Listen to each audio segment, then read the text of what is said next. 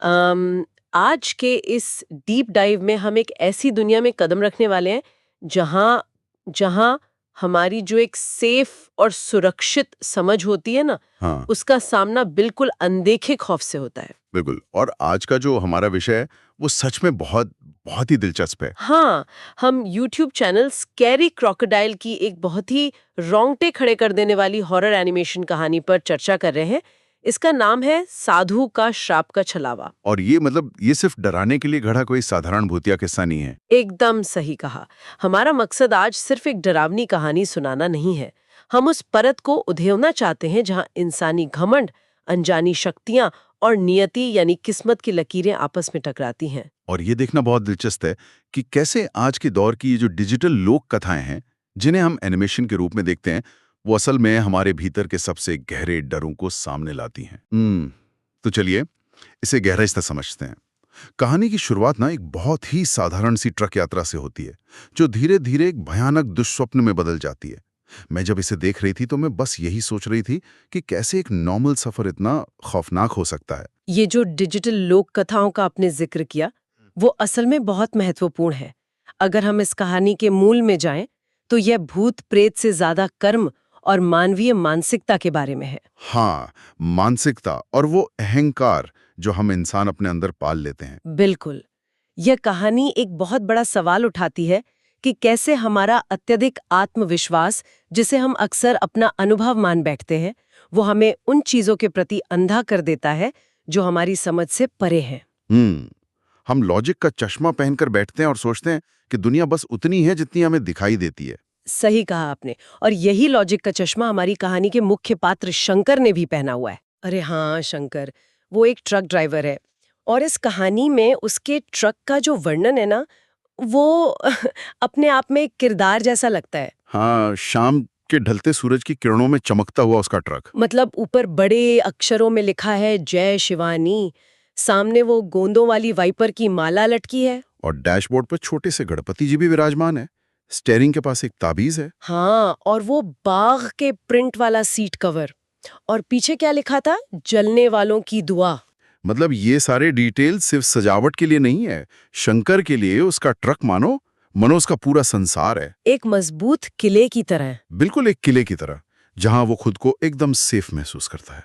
देखिए, अगर हम शंकर के इस किले की तुलना आज के हमारे जीवन से करें, तो हम भी बिल्कुल शंकर की तरह ही हैं। कैसे मतलब आज के टाइम में? हाँ, हम अपनी कारों में बैठते हैं, दरवाजे लॉक करते हैं, एसी चलाते हैं, जीपीएस सेट करते हैं, और हमें लगता है कि हम पूरी तरह से सुरक्षित हैं। एक परिचित चीजों का दायरा बना लेते हैं हम। बिल्कुल, बेताबीज, वे मूर्तियां, ये सब सिर्फ धार्मिक प्रतीक नहीं है। ये मनोवैज्ञानिक सुरक्षा के कवच हैं, जो इंसान को ये भ्रम देते हैं कि सब कुछ उसके कंट्रोल में है ना? पर जैसे ही गाड़ी किसी वीरान इलाके में जाती है और मोबाइल का नेटवर्क गायब होता है, तो वो सुरक्षा का भ्रम टूटने लगता है। और बिल्कुल यही स्थिति शंकर के साथ बनती है। भुवनेश्वर से माल उतारकर वो वापसी के सफर पर है। जैसे ही वो कच्चा रास्ता पार करके हाईवे पर आता है, दिन का उजाला खत्म होने लगता है और रात शुरू होती है। पर ये कोई नॉर्मल रात नहीं है। हाँ, कहानी में बताया गया है कि रात ऐसे शुरू होती है जैसे जैसे धुएं की कोई गाड़ी परत सड़क के दोनों तरफ जमती जा रही हो। ये विवरण मुझे बहुत अजीब लगा। प्राकृतिक बदलाव का ये जो विवरण है, दिन से रात का होना और उस धुएं जैसी गाढ़ी रात का आना, ये कोई साधारण दृश्य नहीं है। साहित्य और मनोविज्ञान में गोधूली का समय, यानी जब दिन और रात मिल रहे होते हैं, ट्वाइलाइट जिसे कहते हैं। हाँ, ट्वाइलाइट, उसे हमेशा एक ट्रांजिशनल स्टेट या बदलाव की अवस्था माना जाता है। जहाँ चीजें बदल रही होती हैं। बिल्कुल, ये वो समय होता है जब हमारी भौतिक दुनिया और अनदेखी दुनिया के बीच की दीवार सबसे पतली होती है। ओह, तो वो धुएं जैसी रात एक तरह की मनोवैज्ञानिक चेतावनी थी। एकदम सही। वो एक चेतावनी है कि शंकर अब उस दुनिया की सीमा से बाहर जा रहा है, जहां इंसानी नियम और उसकी समझ काम आती है। और इसी पतली दीवार के बीच से विज्ञान और अध्यात्म, या मैं कहूंगी कि अहंकार और अनुभव का टकराव शुरू होता है। सुनसान सड़क पर शंकर को अचानक एक सफेद सी आकृति दिखती है। और वो पास पहुंचकर देखता है कि वो एक साधु है। हाँ, वही साधु जिसकी शंकर ने सालों पहले बिहार की एक अंधेरी घाटी में मदद की थी। शंकर उन्हें पहचान लेता है और अपने ट्रक में बैठा लेता है। और यहाँ एक बहुत ही अजीब बदलाव आता है माहौल में। बहुत अजीब, मतलब साधु के बैठते ही ट्रक का पूरा माहौल बदल जाता है। जो ठंडी हवा बाहर चल रही थी वो शांत हो जाती है। एक बहुत ही सौम्य सी चंदन जैसी खुशबू फैल जाती है और साधु अपनी रुद्राक्ष की माला निकालकर जप करने लगते हैं। ये शांति असल में आने वाले तूफान से पहले की शांति लगती है। बिल्कुल, साधु की वो प्रेजेंस ही अपने आप में एक बहुत मजबूत ऊर्जा है। हाँ, वो चंदन की खुशबू और वो शांति दिखाती है कि शंकर के उस यांत्रक और लोहे के किले में अब एक विशुद्ध आध्यात्मिक ऊर्जा प्रवेश कर चुकी है। पर साधु सिर्फ चुपचाप सफर नहीं करते। कुछ देर बाद वो एक बहुत ही गहरी दार्शनिक बात कहते हैं। हाँ, वो शंकर से कहते हैं कि इस दुनिया का सबसे बड़ा बोझ मन है। मुझे ये डायलॉग सच में बहुत दिलचस्प लगा। मतलब एक हॉरर कहानी में अचानक से इस तरह की दार्शनिक बात क्यों? क्योंकि वो उसे एक बहुत बड़ी सच्चाई बता रहे थे। हाँ, वो कहते हैं कि इंसान का मन ही उसे थाम कर रखता है, लेकिन वही मन उसे गहरी खाई में भी धकेल सकता है। वे मोह और माया की बात करते हैं और कहते हैं कि जो दिखता है वो सच नहीं होता। ऐसा इसलिए क्योंकि असली हॉरर कोई जंपस्केयर या अचानक डराने वाली आवाजों में नहीं होता। असली हॉरर हमारी मनोवैज्ञानिक कमजोरियों में होता है। हमारे मन के अंदर। बिल्कुल।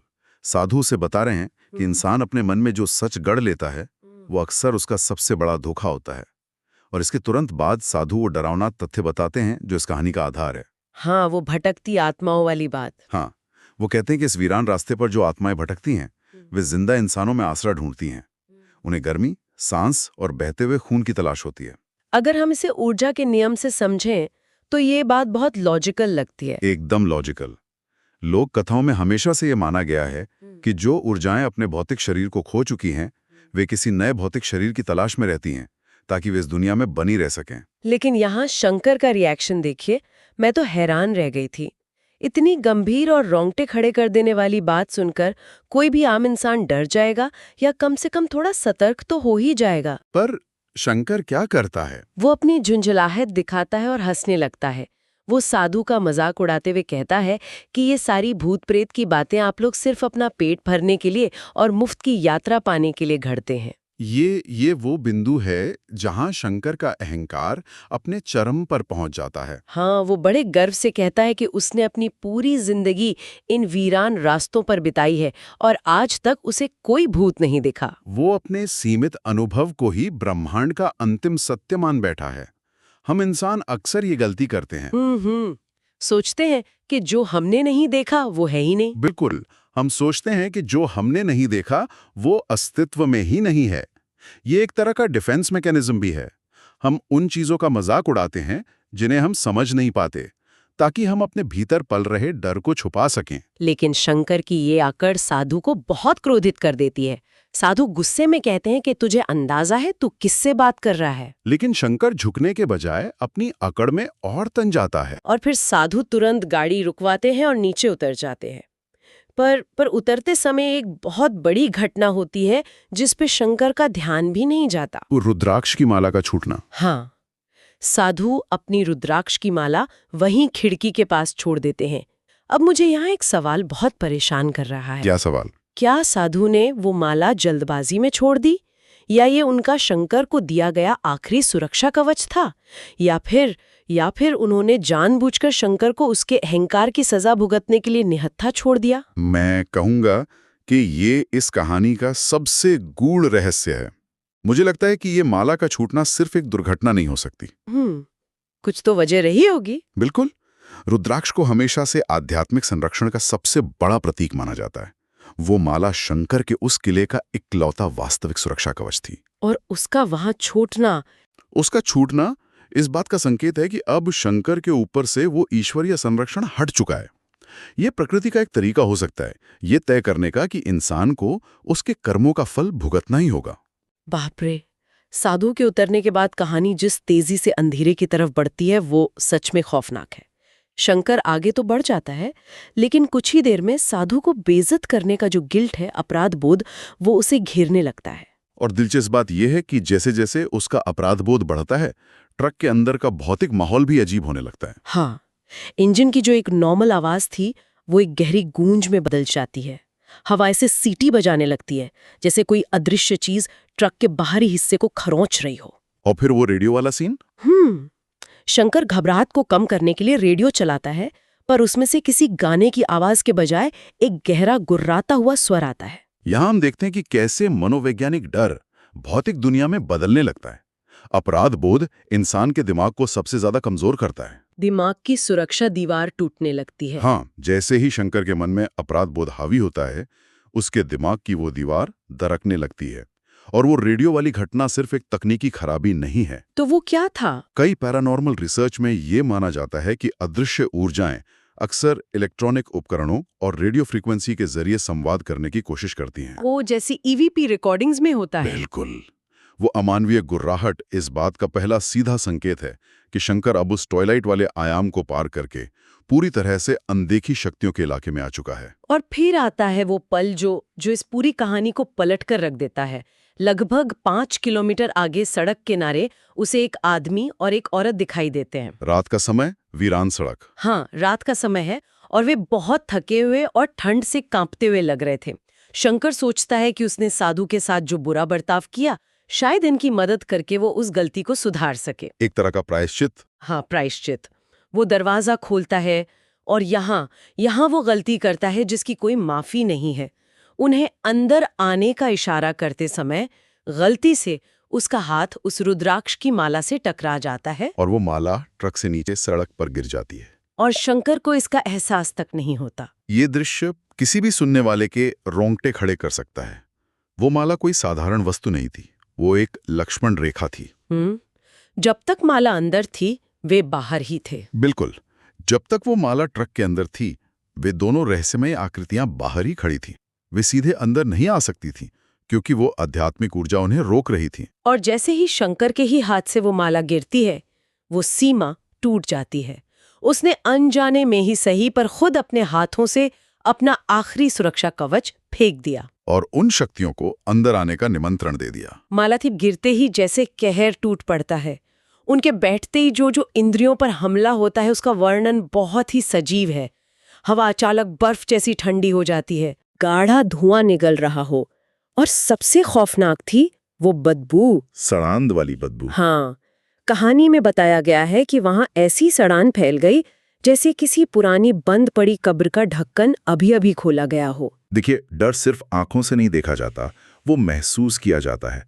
अक्सर डरावनी कहानियों में सिर्फ डरावने चेहरों की बात होती है, लेकिन यहाँ हवा का तापमान गिरना और कब्र की वो सड़ांध आना, ये दिखाते कि हॉरर कितना गहरा हो सकता है। सही कहा। जब कोई सड़ी हुई ऊर्जा हमारे आसपास होती है, तो हमारा शरीर सबसे पहले हमारे ऑल्फैक्टरी सेंसेस यानी सूंघने की शक्ति के जरिए हमें चेतावनी देता है। ये हमारी आदिम वृत्ति है जो हमें मौत और सड़न से दूर भागने का संकेत देती है। लेकिन शंकर तो भाग भी नहीं सकता था, क्योंकि वो खुद गाड़ी चला रहा था। वो चोरी छिपे आईने से उन्हें देखता है।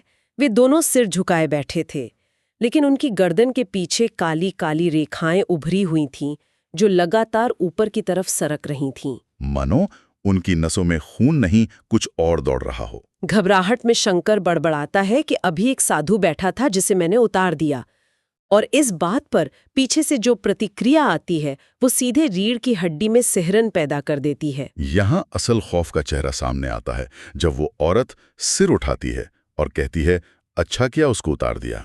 वो आवाज, वो सिर्फ एक संवाद नहीं है, ये इस बात का प्रमाण है कि वे शक्तियां उस साधु की उपस्थिति से वाकिफ थीं और शायद उसी के जाने का इंतजार कर रही थीं। और उस औरत की आवाज जो थी वो किसी एक इंसान की आवाज नहीं थी, वो 3 सुरों में एक साथ आ रही थी, घोंगली, टूटी हुई और कहीं बहुत गहराई से गूंजती हुई। और जब वो पलट कर देखता है तो और सबसे भयानक बात, उसका चेहरा ही नहीं था, बिल्कुल सपाट, बस एक सफेद चपटा ढांचा जिसपे ना कोई कान था, ना नाक और ना ही होंठ।